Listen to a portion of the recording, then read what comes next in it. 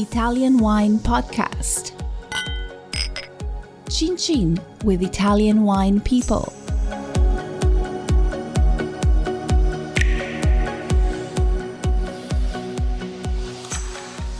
Hello, this is the Italian Wine Podcast. My name is Monty Waldin. My guest today is Franco Massolino from the Vigna Rionda estate in Serralunga d'Alba in the Langhe region of Piedmont in northern Italy.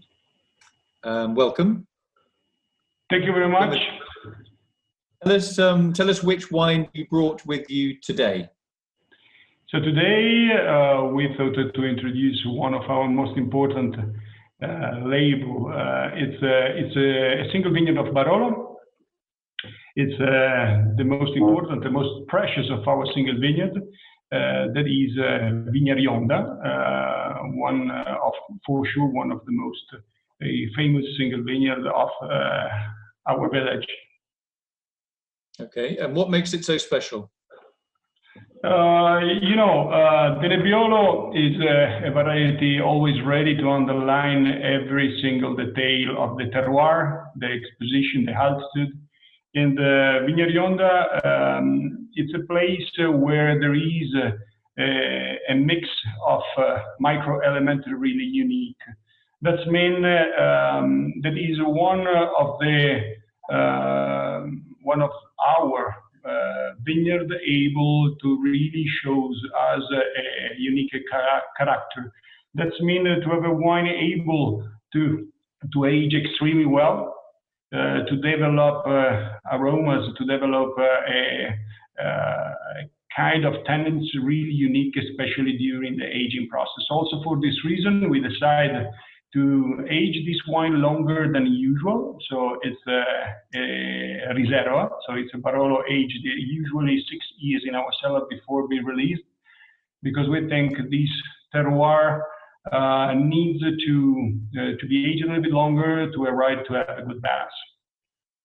Okay, so 6 years is quite a lot of aging. So in terms of food and wine matching, what would you suggest?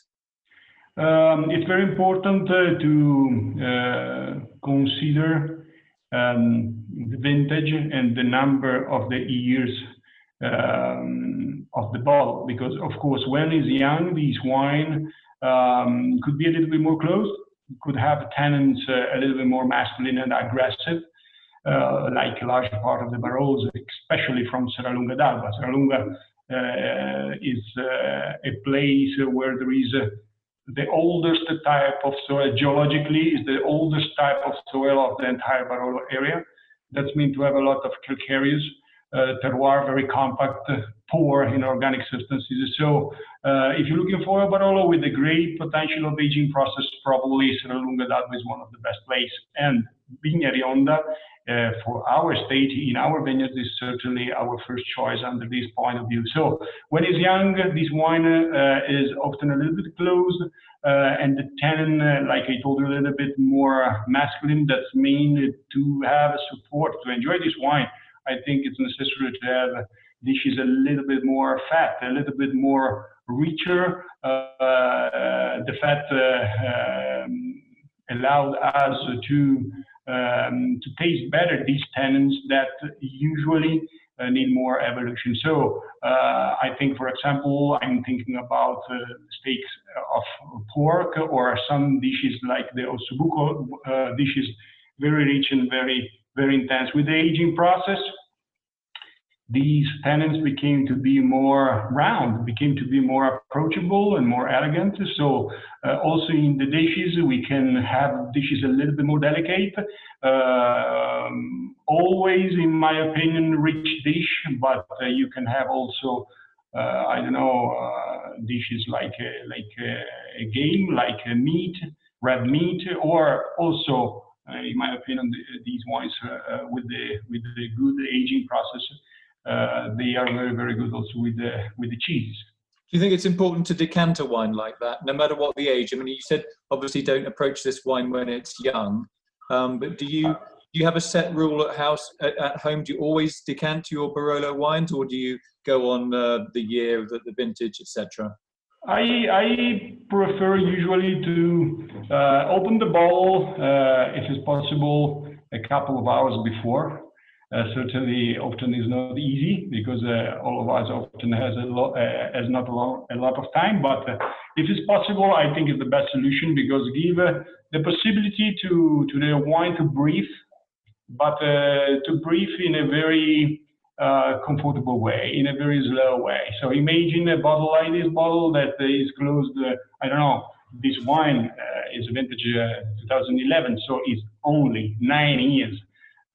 Old and was bottled only 5 years ago. So it's not so long time. But if we speak about a bottle that is 15 years old or 20 years old, I think they are wine also very delicate.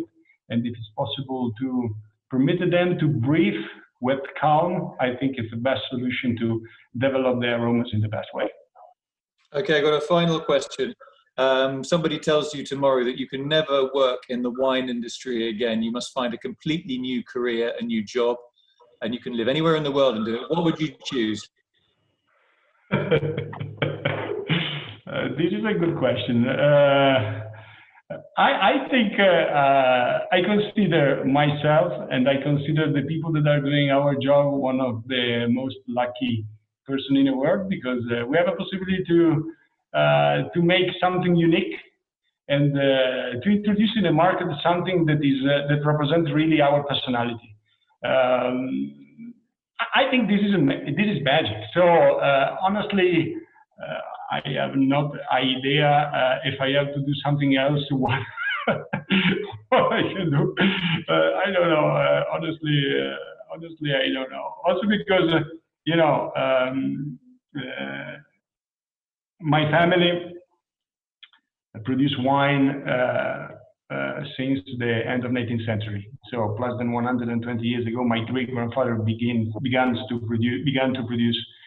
produce wine, and generally speaking, generation after generation, we were more or less. We had more or less no choice, so to follow, to take care of our family business. But today, I'm really very, very happy because, like I told you, it's really a job that has something magic inside. Yeah, you come across as somebody that's very happy in his skin. You love your work, you love your play, you love your food, you love talking, and you speak very clearly. And you're an entertaining guy, very, very, very funny guy. But no, I hope we can meet in future face to face. Just want to say thank you very much for coming in today to explain a little bit about your winery, and hopefully we can have a longer conversation next time. Thank you very much. It was a pleasure to be here, and thank you to call me and to give me this opportunity to introduce one of our wine. Thank you very much to everybody. Franco Massolino, thank you very much. Ciao. Ciao, a presto. Stammi bene, ciao. Continuazione. Buona fortuna. We need it. In this period, we really need it.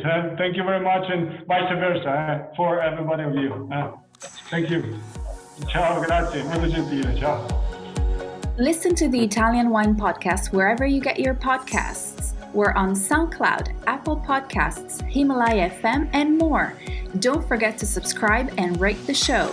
If you enjoy listening, please consider donating through ItalianWinePodcast.com. Any amount helps cover equipment, production, and publication costs. Until next time, cin cin.